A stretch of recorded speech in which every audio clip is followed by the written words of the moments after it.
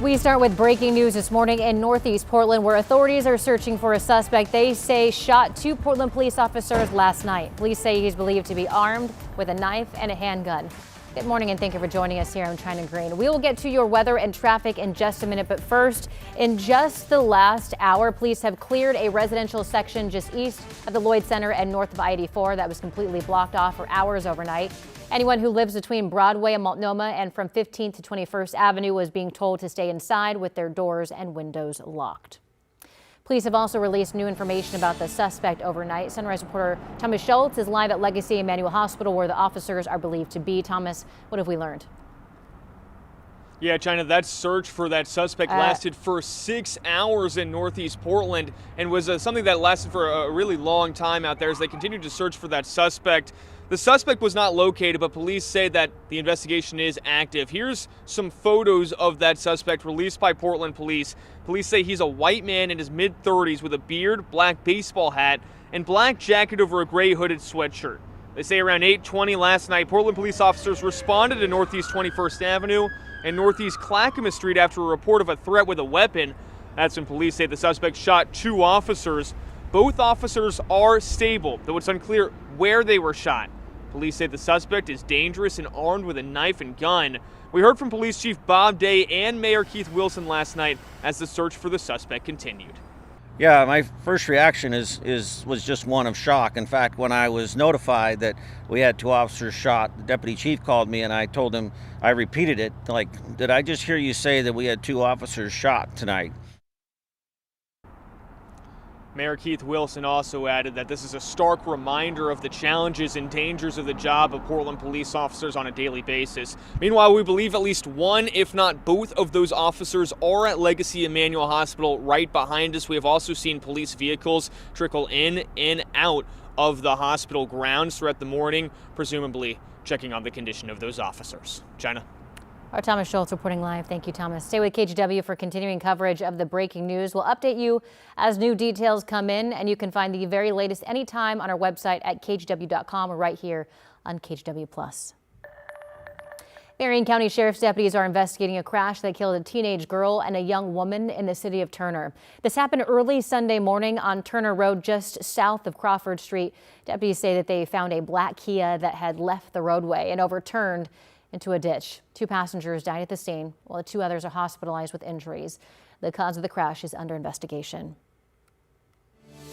Portland police are asking for help identifying a man wanted in connection with a stabbing in the Pearl District.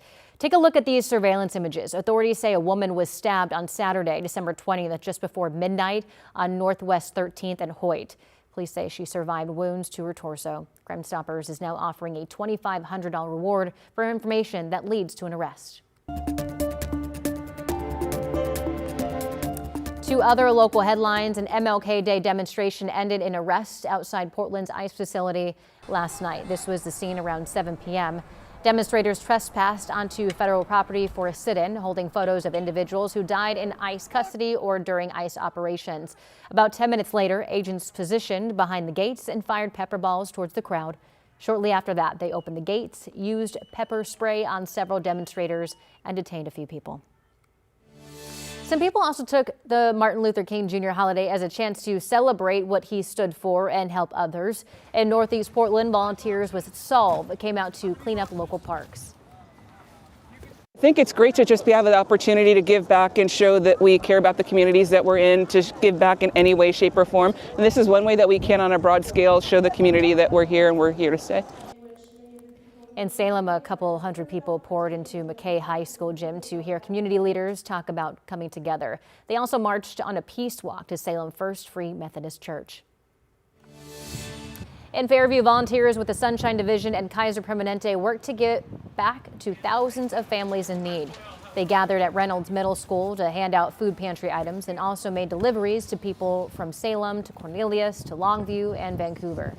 We're known a lot for what we do around Thanksgiving and Christmas time, but hunger isn't seasonal. So to be able to do this here in January on Martin Luther King Jr. holiday is a huge thing because the need is so great. This is the 6th year of their efforts in honor of Dr. King. River advocates are reminding people to be safe, saying that despite the recent sun we've been getting, the water is very cold, and recent flooding has stirred up a lot of the debris. Libby Dowsett has more from along the Tualatin River. Mark Fitzsimmons knows the Tualatin River. He spends summers guiding kayaking groups with the Tualatin River Keepers. You get a few sunny days in a row and the air temperature gets warm and people get restless. But even he wouldn't head out on the river during winter without a dry suit and emergency provisions.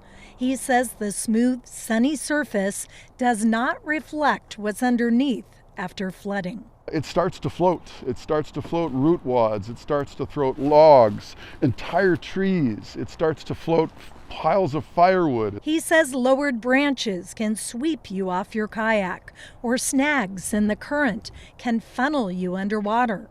If you see this much, of a tree, 2/3, 3/4, or more of that tree can be underwater. He advises kayakers to carry a pump, travel in numbers, and float with someone experienced. Even larger boat captains have been dodging debris in the Willamette. Portland's Fire and Rescue Harbor Master telling us. Again, you just can't get out of the way of those things fast enough in a lot of cases, especially if you're looking the other way and it comes up behind you. And if it's not the debris that gets you, it's the cold water. You're thrown into the water, you do that. And if your head's not above water, if you don't have a life jacket on, that's what I think probably causes most of the early season deaths that we see. Libby Dowsett, KGW News. All right, we are taking another look at the beautiful aurora last night. We asked for photos from you, and you guys delivered. Brad and Keely from Kelso, Washington sent us this photo.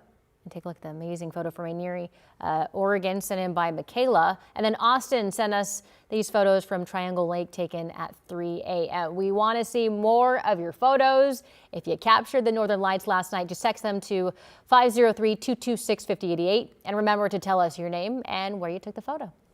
And it has been just awesome. Didn't that make your day? It made my day this morning to see that at 3:30 this morning when engineer Justin Atkin came running and said, "Hey, look at the Chinook winds and the Seaside Sky Camera. You can see the northern lights. Super cool." All right, now that the light of day is growing, we've got some other really pretty light to show you. This is the live look from our Chehalem tasting room camera in Sherwood. We're still about 40 minutes or so away from sunrise, but it should be a really pretty one here coming up in the next little while. All right, it's also pretty cold. 23, last check at Pearson Airfield on the Vancouver side of the Interstate Bridge. This is our coldest morning of the new year thus far for a lot of locations. The airport's now down to 26 degrees at PDX, where the breeze has subsided. We're down to 24 right now in Salem, so it's hard to tell, but clearly there should be a heavy frost on the Capitol Mall there.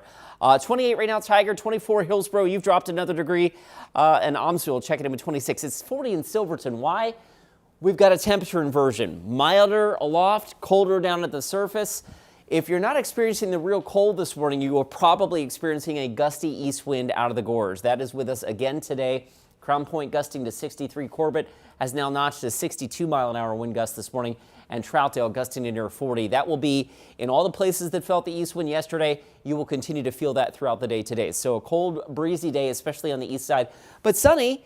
For the west part of the state, we still have the low clouds in the gorge and across portions of central Oregon. We'll take a closer look at that coming up in a few minutes. But for now, Portland looks dry and a little breezy on the east side today with high temperatures climbing into the upper 40s. Okay, we pick it up with a traffic alert over on the east side right now. I-205 northbound, it might be hard to see, but the upper left-hand part of your screen, right underneath the ramp from 205 north to Interstate 84 westbound, there's a fender bender right now. ODOT says one lane is blocked, and traffic northbound is starting to slow pretty significantly. I can show you that different perspective here. You can see Rocky Butte off in the distance there, and the northbound 205 drive really starting to tighten up just a bit. Elsewhere on the freeway system, the lower right-hand part of your screen, that's the Sunset out near Bethany Boulevard. The headlights are eastbound. Your drive in from Hillsborough at last check up to 17 minutes now to get you into downtown. China, back to you. Thank you, Chris. A chain reaction. Coming up on Sunrise, how one wreck in Washington led to a 21-car pileup. And from one car pileup to another, this one with more than 100 cars. This one caused by freezing weather in Michigan. We have the latest on that situation coming up when Sunrise streaming live at 7 continues in just 2 minutes. The KGW Plus TV app, streaming 24/7. Local news from the team you trust on your time. Track how the weather will impact your day. Certainly becoming increasingly hazardous. Extended, continuous coverage of breaking news live from the scene. That snowpack is still heavy. Go deeper with in-depth interviews and exclusive reporting. All the local news you need, live or on demand. KGW Plus. Download on your TV and watch for free.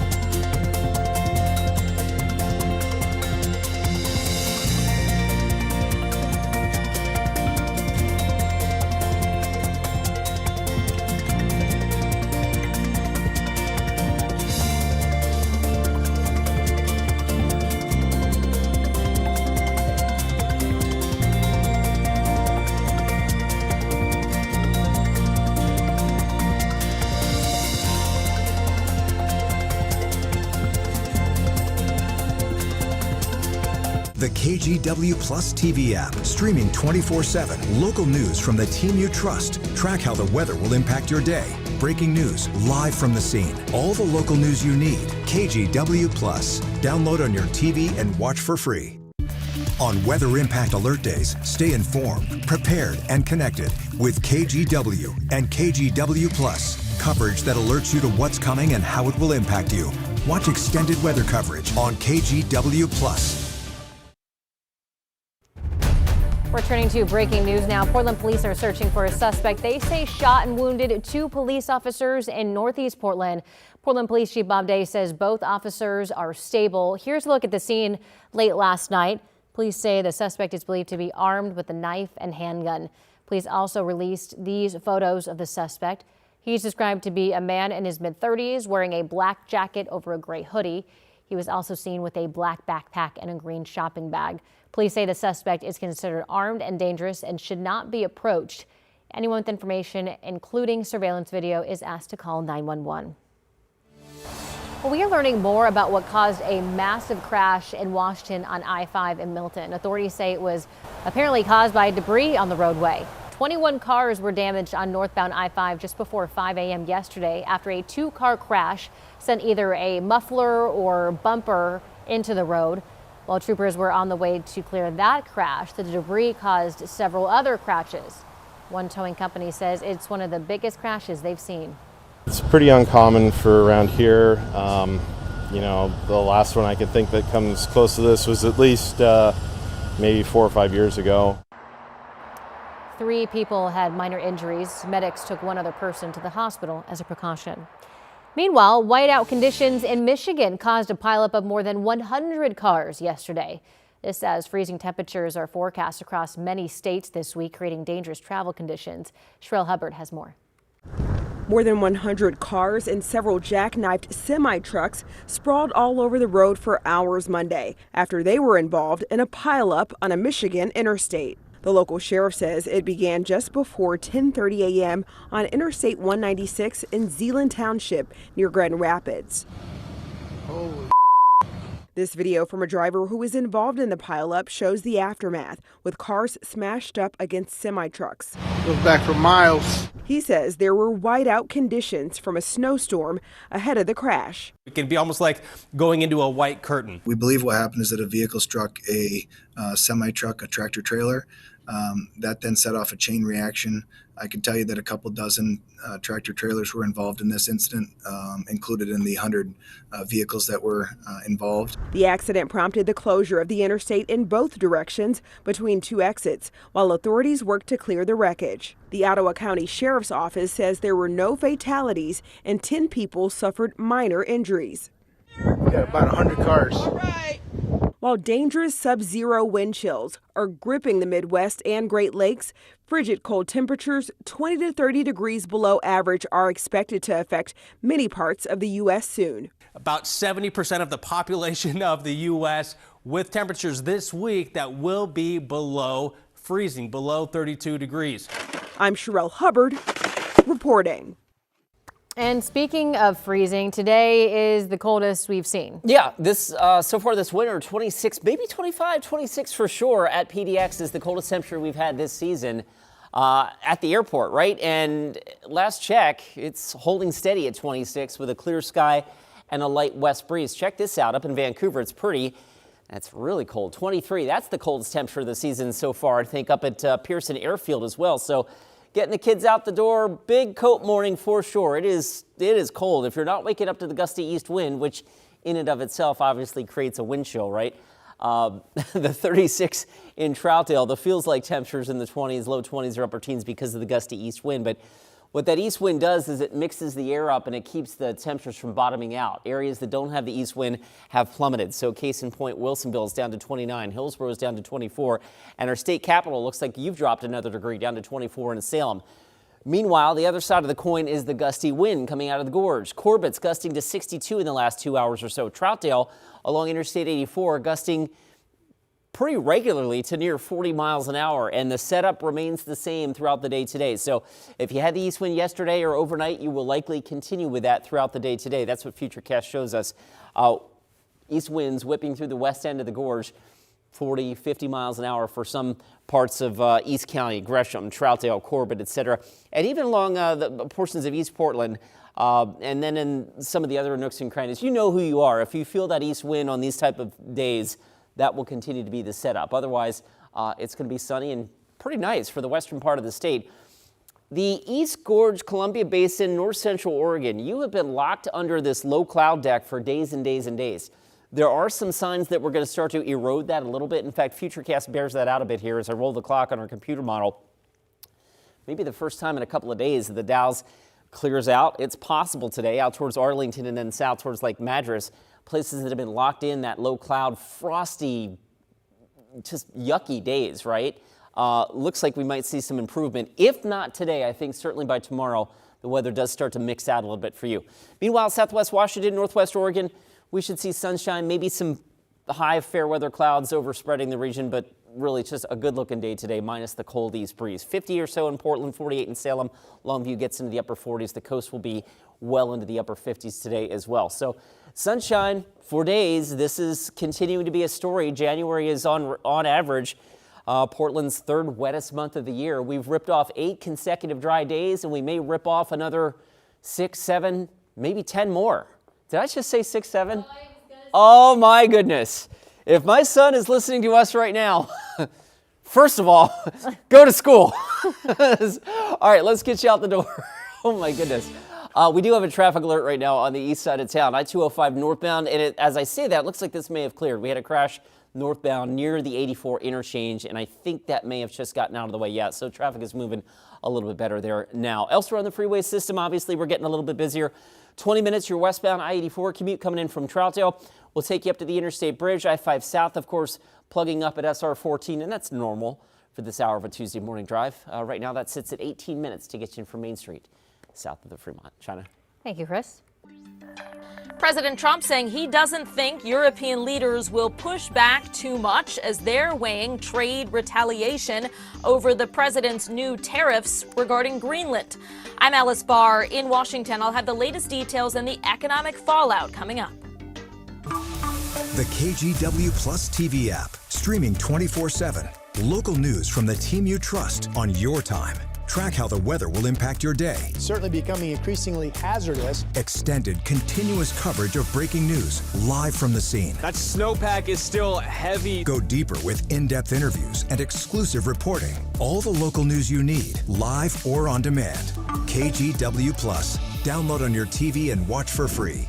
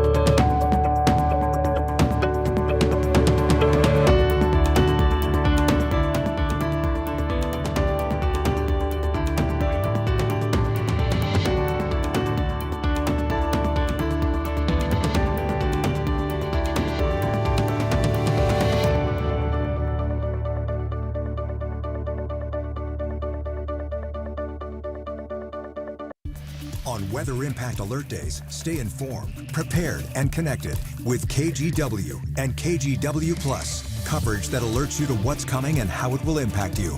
Watch extended weather coverage on KGW Plus. The KGW Plus TV app, streaming 24/7. Local news from the team you trust. Track how the weather will impact your day. Breaking news live from the scene. All the local news you need. KGW Plus. Download on your TV and watch for free. Now to the latest on the U.S.'s push for Greenland. President Donald Trump is telling Norway's leader that he no longer feels obligated to think only of peace after he lost out on the Nobel Peace Prize. NBC's Alice Bauer explains what that all means for the U.S. and Greenland. President Trump overnight leaving the National Football Championship in Florida and looking ahead to the World Economic Forum in Davos, Switzerland. It's going to be a very interesting Davos, where he'll come face to face with many of the European leaders antagonized by his intensifying push to take control of Greenland and tariff threats against 8 countries and close allies standing in his way. I don't think they're going to push back too much. Look, we have to have it. They have to have this done. They can't protect it. The president responding to a revelation from Norway's prime minister, who says he reached out about Greenland and that President Trump replied in part, quote, "Considering your country decided not to give me the Nobel Peace Prize for having stopped 8 wars plus, I no longer feel an obligation to think purely of peace." The Norwegian leader pointing out the Nobel Committee selects the prize winners, not Norway's government. President Trump rejecting that. If anybody thinks that Norway doesn't control the Nobel Prize, they're just kidding. While adding that he doesn't care about the prize. That as President Trump declined to answer when NBC News asked if he would take Greenland by force. Close Republican allies downplayed that idea. I don't foresee military intervention in Greenland. It's a small population of people, and I think diplomatic channels is the way to go. The president maintains the U.S. needs to own Greenland to guard against what he sees as threats from Russia and China to take it over, all amid the growing risk of a fresh trade war with close allies. In Washington, Alice Barr, NBC News. Our sister station Seattle checked in with a store called Scandinavian Specialties. Up to 80% of everything sold there is imported from Nordic countries, and the owner says he's already been grappling with rising import costs. Already dealing with products from some of the wealthiest countries on the planet that are already high-priced, high-quality products. So you add 15% or you add 10% or you add 25%, that makes a big difference on my end. The European Union is the U.S.'s largest trading partner. Washington State alone exports $6.6 billion of goods to the EU. Now to your morning rush. Emergency personnel in Ukraine are responding to thousands of people after the latest attack by Russia left many in blackout conditions. This video shows the aftermath of the attack after more than 300 Russian drones and missiles targeted Ukraine's power grid. Many people have been left without power or heat, while the temperature in Kyiv is currently -4 degrees Fahrenheit. The total damage and casualty count is unknown right now. The Supreme Court is hearing a case today that could shape certain gun rights. It challenges a Hawaiian law that bars people from carrying firearms onto private property that's open to the public. The challengers allege the law defies a 2022 High Court ruling that establishes the right to bear arms outside the home. Hawaii argues the law meets the 2022 requirements and doesn't touch the Second Amendment. Iconic fashion designer Valentino Garavani has died. Universally known by his first name, Valentino's work graced the runways and red carpets of the world for nearly half a century. His foundation announced that Valentino died at his home in Rome at the age of 93. And fans erupted at watch parties across the country last night as Indiana beat Miami 27-21 to win the national championship. The victory capped one of the most unlikely worst-to-first turnarounds in college football history. The Hoosiers take the lead in the fourth quarter and finished a perfect 16-0 season. And that's your morning rush. Seahawks fans should watch out for fake tickets being sold for Sunday's NFC Championship game. Most tickets are only available through resale at this point. The team encourages fans to only go through authorized sellers. If anyone tries to sell a physical ticket, it's fake. The Seahawks say tickets are entirely digital. You should also prepare to pay a lot of money, and some fans say they are ready to do just that. So I've been a fan, my whole life, so I'm very confident we're going to win. Plus, I've been at the other 3 NFC championship games that were here, and we won them all, so I'm on a streak. I'm going to the game on Sunday. The cheapest resale tickets on Ticketmaster is around $800 as of this morning.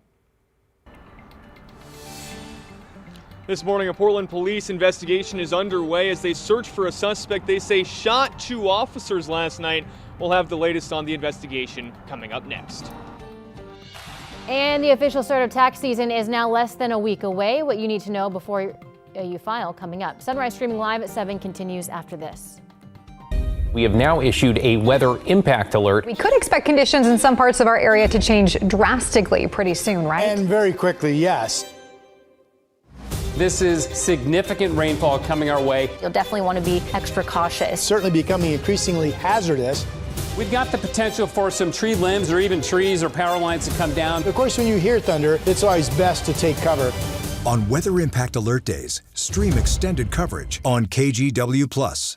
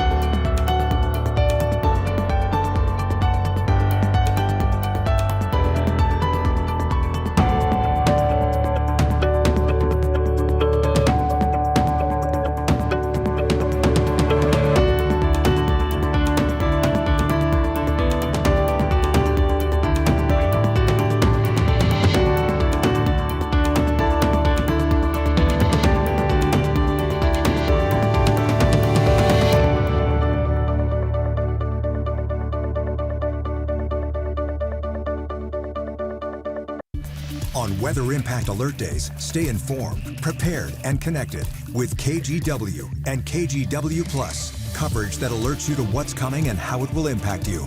Watch extended weather coverage on KGW+. The KGW Plus TV app, streaming 24/7. Local news from the team you trust. Track how the weather will impact your day. Breaking news, live from the scene. All the local news you need. KGW Plus. Download on your TV and watch for free.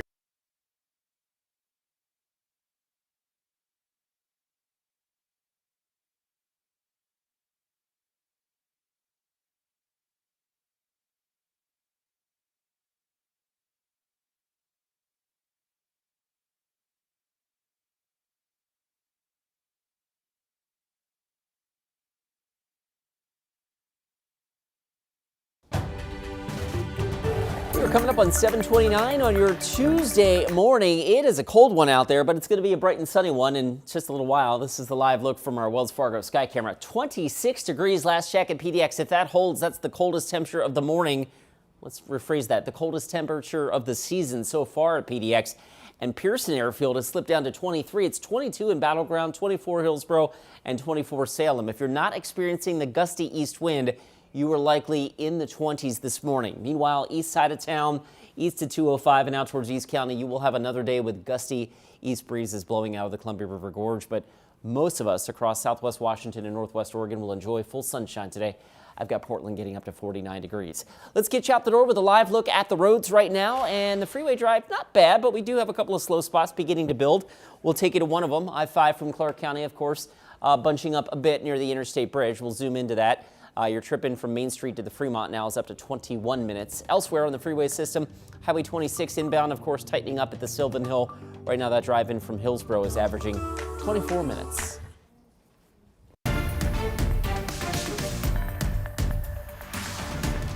We start with breaking news this morning in Northeast Portland, where authorities have concluded the initial search for a suspect they say shot 2 Portland police officers last night without finding him. Police say he's believed to be armed with a knife and handgun.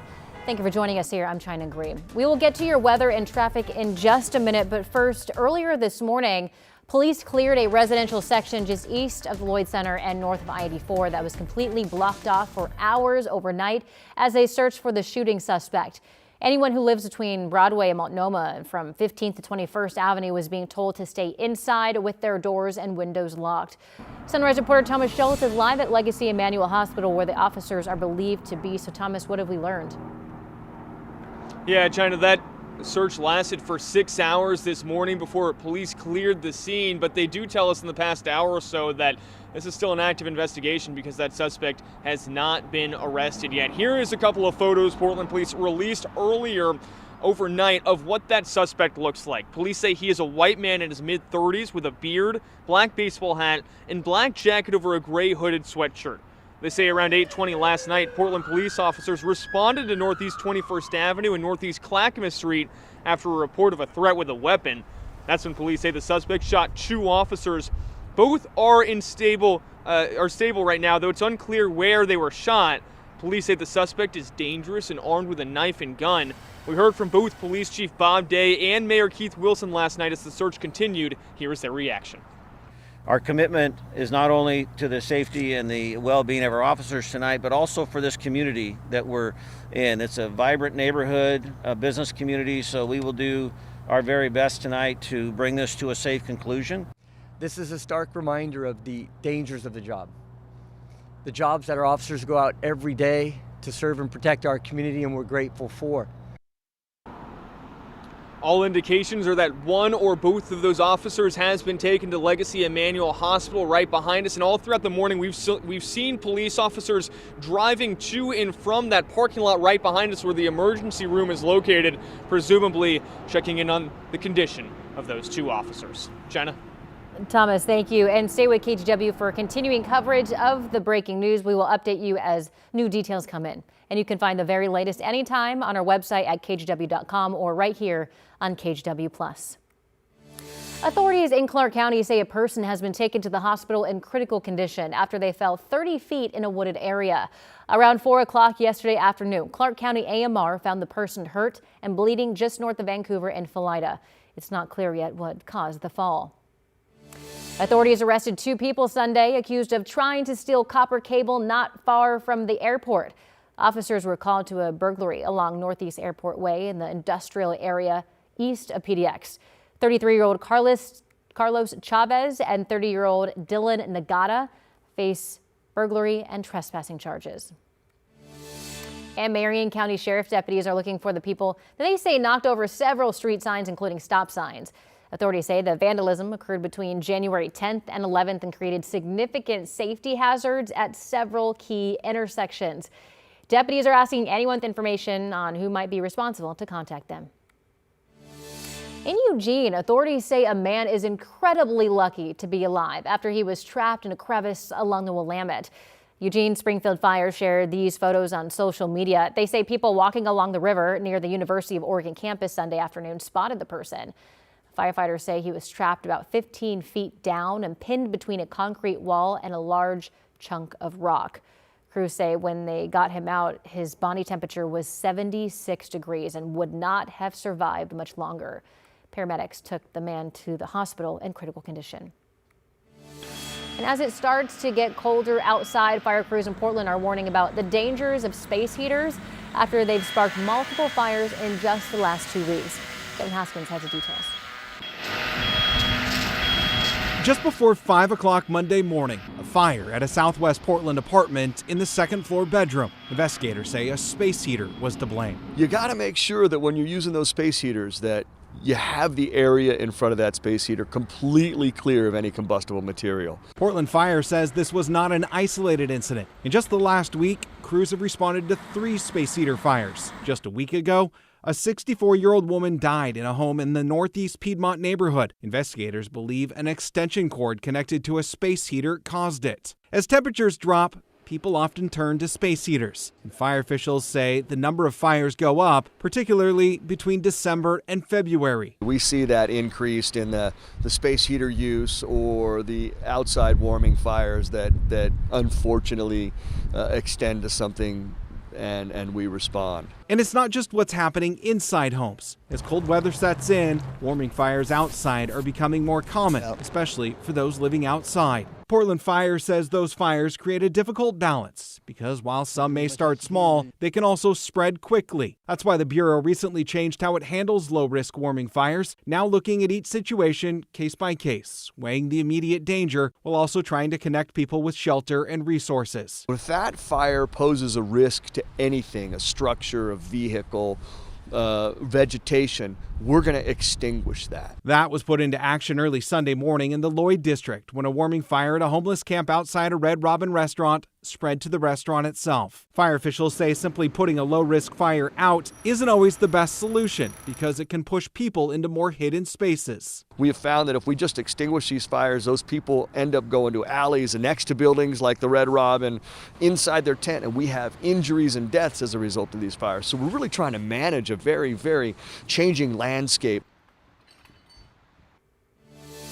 Alpin Rose Dairy is shutting down its Clackamas facility at the end of March. The Portland-born dairy company says economic conditions are forcing them to reduce products other than milk. That includes things like butter and sour cream. The company says about 35 employees will be impacted here. Fresh milk production will continue at the facility in the Seattle area. TriMet is now buying downtown Portland's Greyhound terminal. It's according to our news partners at the Portland Business Journal. The agency will spend about $12 million in federal funds and use the property, formerly a homeless shelter, to house buses. This comes as TriMet plans to slash 11 bus routes and reduce 24 others because of budget woes. A TriMet spokesperson says these federal funds could not be used for normal operations or for maintenance.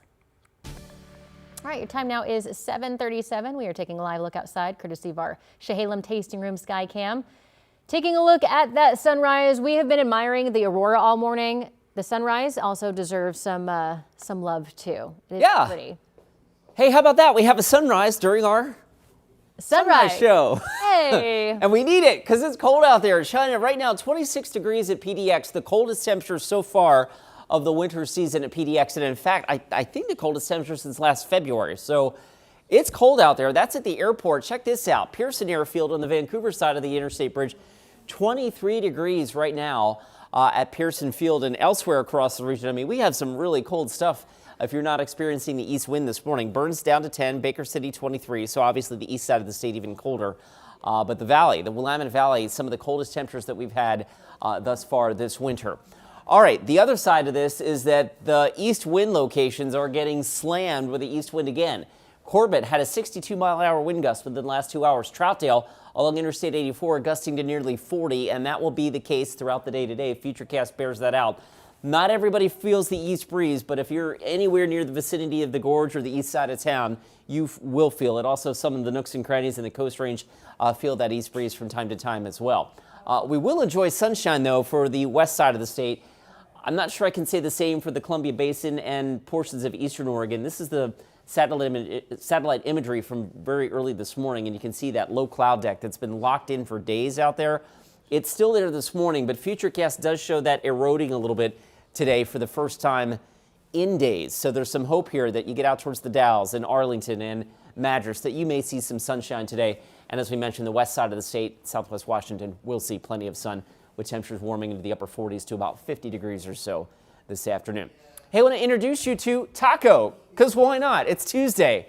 Taco is today's KGW Pet of the Day, the tortoise. Sarah Bray, thank you for sharing.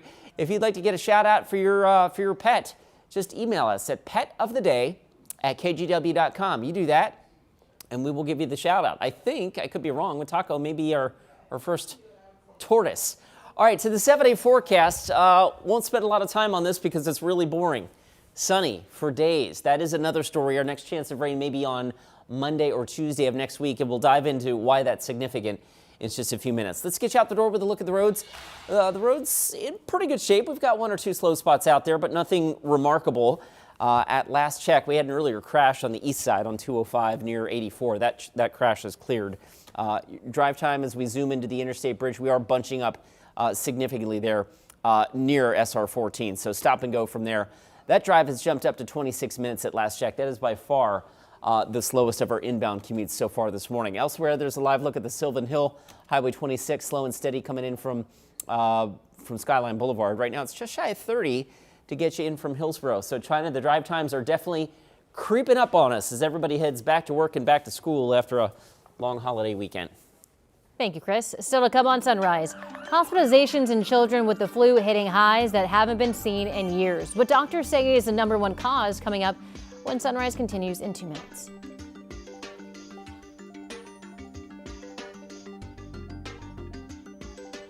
On Weather Impact Alert Days, stay informed, prepared, and connected with KGW and KGW Plus. Coverage that alerts you to what's coming and how it will impact you. Watch extended weather coverage on KGW Plus. The KGW Plus TV app, streaming 24/7. Local news from the team you trust. Track how the weather will impact your day. Breaking news live from the scene. All the local news you need. KGW Plus. Download on your TV and watch for free.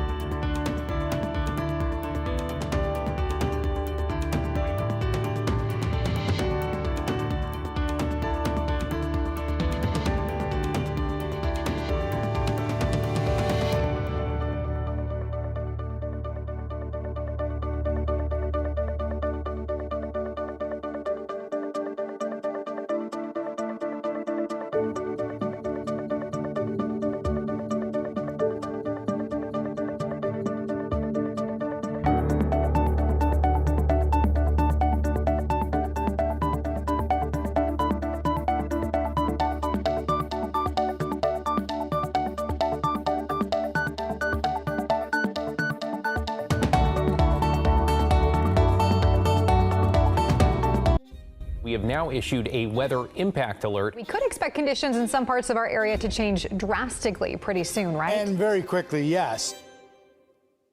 This is significant rainfall coming our way. You'll definitely want to be extra cautious. Certainly becoming increasingly hazardous. We've got the potential for some tree limbs or even trees or power lines to come down. Of course, when you hear thunder, it's always best to take cover.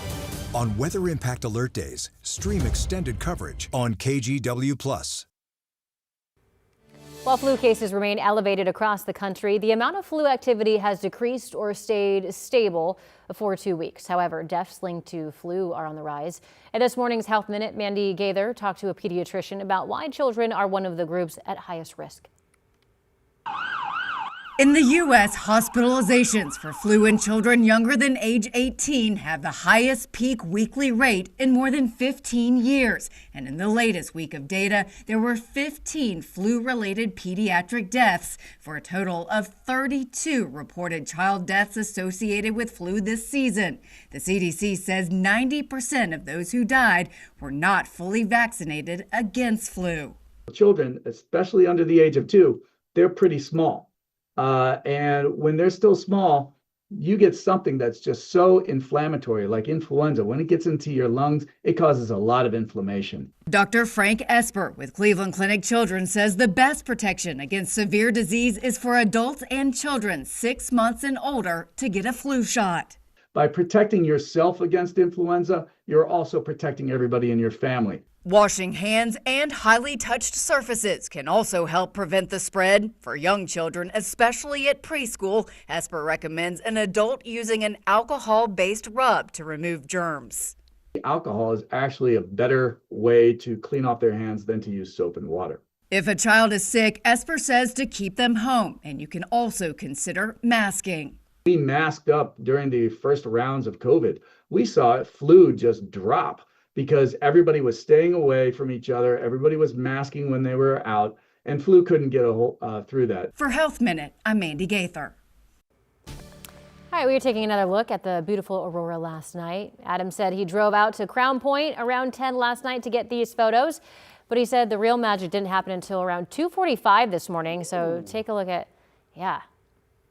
Pretty good. Yeah. Dancing lights over there. By the way, Adam said his hands were numb from how cold it was up there, and he also said he felt like Wind gusts were 60 miles per hour. Well, as a matter of fact, they were gusting to 63 miles an hour at Crown Point earlier this morning. Well, yes. there you go. Cold and windy. We'll get to the weather here in a second, but we do have a traffic alert. Yeah, big traffic alert real quick in North Portland. Let's take you there. I-5 southbound, got a vehicle fire just south of Marine Drive. You can see the Portland Fire and Rescue appear to have that out. I'm not sure if it's a vehicle fire or just flat out a fire, but whatever the case is, the southbound right lane is still blocked. Again, it looks like Portland Fire and Rescue has that pretty well under control at this point, but the traffic, that's what I wanted to show you. The impact right now is that and I showed you the camera a couple of minutes ago, we were starting to back things up a little bit. This is on the Interstate Bridge and back towards SR 14. Traffic stacking up a little bit more. We'll show you Mill Plain and one more camera here back towards SR 500. Let's see if we can get that. That should be door number 4 here if we get it. Maybe not. Okay. Yeah, there we go. Step out of the way. Traffic again, really, really thick on that I-5 commute. So give yourself some extra time. It's moving just really slowly. 31 minutes gets you in from Main Street down to the Fremont Bridge. All right, let's talk about the other story this morning, which is the cold. So the cold and the dry. We talked about the cold. How about the dry? So getting through today would make 9 consecutive days of not a drop of rain at PDX. And you're probably thinking, okay, what's the big deal? I'm liking the fact that it's dry. January is on average our 3rd wettest month of the year. So when we start ripping off days and days of dry weather, that means, no snow up in the mountains, no rain down low to replenish, the rain that we typically get. And the other reason this is significant is because we don't see rain in the forecast for the next several days. So with that in mind, the record for consecutive days at PDX with no rainfall in the month of January is 13 back in January of 1985. So we're in some rare air here as we look forward to our 7-day forecast. This is a look at Futurecast. Today, tomorrow, and really into the weekend, we remain dry. We thought maybe we would have a chance of some light rain showers on maybe Sunday night through early Tuesday, but you can see here the modeling is very meager on that. So that's really iffy at this point, and we might have to wait until the 28th or 29th, which is, 9 days from now before we get our next legitimate bona fide weather system that comes in and brings widespread rain to the area. So again, that is pretty remarkable, although probably folks also enjoying some sunshine, and we're going to have a lot of that. I think the folks on the east side of town would love to see the east breeze shut off. That probably doesn't happen until Thursday, but eventually it will. As we mentioned, the extended forecast is dry. All right, cold out there. That, of course, is the other story. 26, the coldest temperature of the winter so far at PDX. 23 at Pearson Airfield. And across the region, it's cold. Burns has slipped now down to 9 degrees. It's 28 in Pendleton, and the Dalles at 34. Of course, the gusty east wind continues. One of our viewers submitting that beautiful photography of the northern lights out at Crown Point. There you go. 63 miles an hour in the wee hours of this morning. Troutdale still gusting to near 40. And Futurecast keeps that east wind whipping through the gorge and the east side of town again throughout the day today.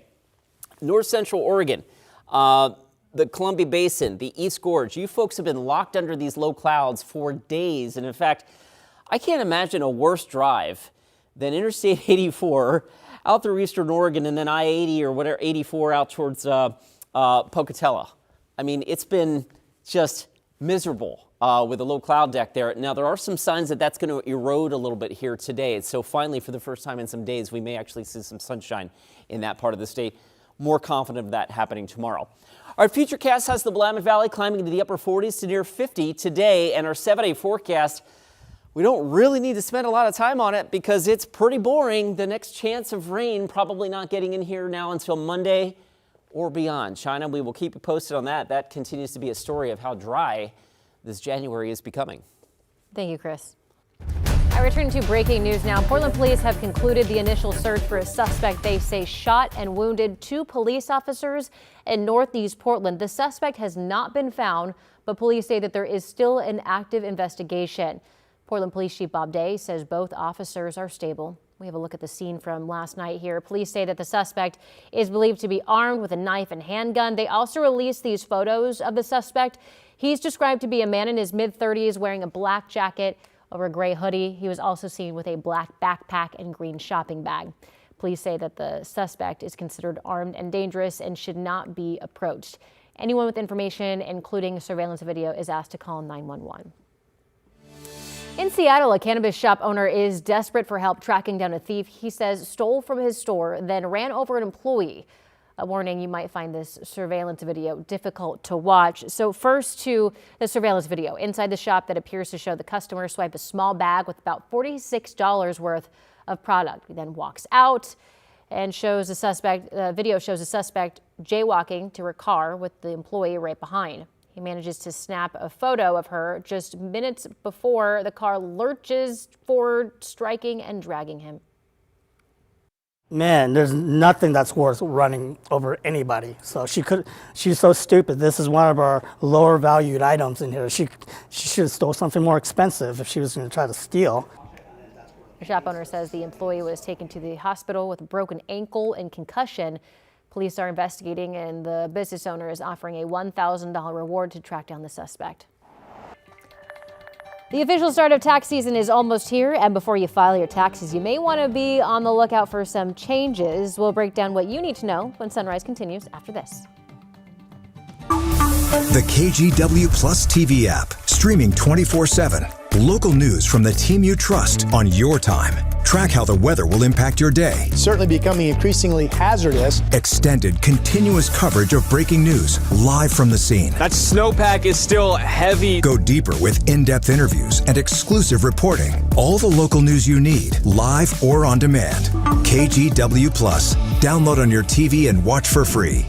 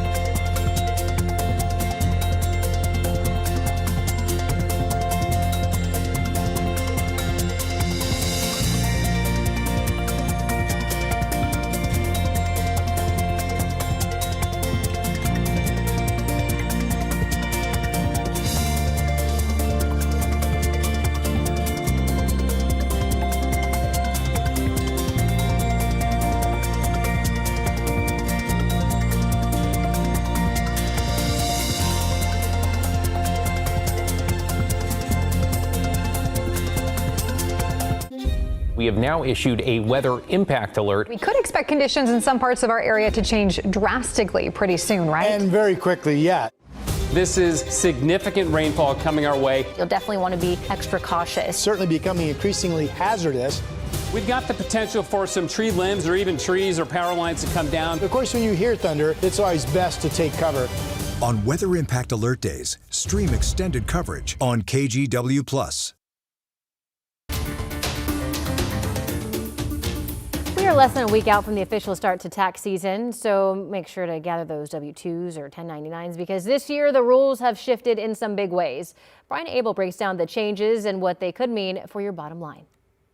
You remember the so-called One Big Beautiful Bill that passed back in July? Well, with it came new tax provisions and a whole set of tax changes as well. So let's try and navigate some of the biggest ones in what's already a complex U.S. tax code. Filing your taxes. It's very confusing. And even more so this tax season. Why? The passage of President Trump's signature law, the so-called One Big Beautiful Bill, that's ushered in a handful of tax changes. Let's highlight the big ones, starting with higher standardized deductions. For singles, it was $15,000. For 2025, it goes up to $15,750. SALT stands for state and local taxes. And it was a key sticking point during negotiations of the bill. There's a cap on how much in SALT one can pay depending on adjusted gross income. The old law was a $10,000 cap. Now you can get anywhere from $10,000 to $40,000 in 2025. But John Karp from accounting firm Whitley Penn says, don't forget how the standardized deductions factor in. Remember, you got to first crest that hurdle of the standard deduction of $31,500 if you're married filing joint. So if you never can get to your itemized deductions, the state and local taxes don't matter anyway because it's an itemized deduction. Another change is for all of the servers out there. That's no tax on tips. With some caveats. No tax on tips is capped at $25,000 per return. So if you have a married filing joint couple, they only get $25,000. It's not $25,000 per person. And for qualifying children, the child tax credit is $200 more this year. There's also the so-called Trump accounts for any child born after 2024. The easiest way to get that $1,000 account is to file a 4547 form with your taxes this year. The IRS will be accepting filing starting January 26. In Washington, Brian Abel reporting. And as we get closer to tax season, the Department of Education is delaying plans to seize tax returns from student loan borrowers in default. Collections were set to begin this month, with the department also set to begin garnishing wages and seizing federal benefits from those with student loan debt. In a statement, department officials said that they are temporarily pausing the plans to give them time to implement reforms to the student loan system. So far, it's not clear how long the delay will last. Coming up at 8, KGW Sunrise continues live on KGW Plus with what we know about 2 Portland police officers shot last night.